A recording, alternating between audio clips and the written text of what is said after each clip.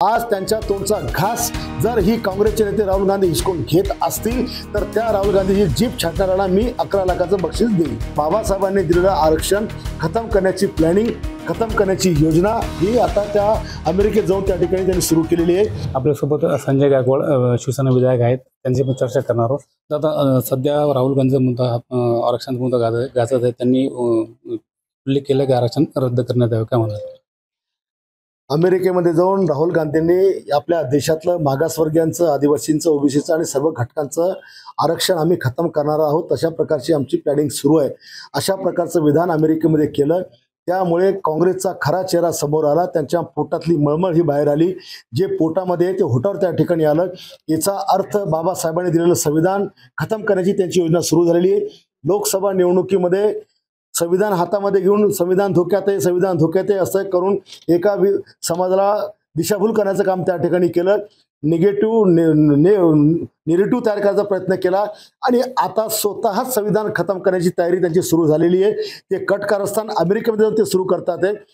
ज्या वेळेला बाबासाहेब आंबेडकर होते त्यावेळेला 2 वेळेस याच काँग्रेसने त्यांचा पराभव त्या ठिकाणी केला आणि आता बाबासाहेबांनी दिलेलं आरक्षण खतम करण्याची प्लॅनिंग, खतम करण्याची योजना ही आता त्या अमेरिकेत जाऊन त्या ठिकाणी त्यांनी सुरू केलेली आहे।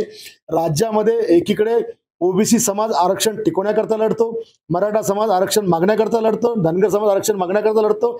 यांचं तर मिळण्याआधीच खतम करायची भाषा राहुल गांधींनी त्या ठिकाणी केलेली आहे आणि म्हणून बाबासाहेबांचं दिलेलं आरक्षण जर खतम करायची भाषा राहुल गांधी करत असतील तर त्याकरता मी त्या ठिकाणी जी घोषणा केली ती मी योग्य केलेली आहे। काय गोष्टी केली? बाबासाहेबांनी दिलेलं आरक्षण संपवून आमच्या आदिवासी, मागासवर्गीय, ओबीसी आणि इतर समाजांनी जे हजारो वर्ष त्रास सहन केला, ज्या हाल अपेठांनी सहन केल्या, आज त्यांच्या तोंडचा घास जर ही काँग्रेसचे नेते राहुल गांधी हिसकून घेत असतील तर त्या राहुल गांधीची जीभ छाटणाऱ्याला मी 11 लाखाचं बक्षीस देईन। संजय राऊतचा संबंध का ते भाषणात विपर्यास करण्यात आलेला आहे? संजय राऊताला त्याचा विपर्यास कळतो पण त्यांची प्लॅनिंग कळत नाही। त्यांनी काय बोललं तर त्याचा विपर्यास आणि आम्ही काय बोललो की आम्ही खरं बोललो।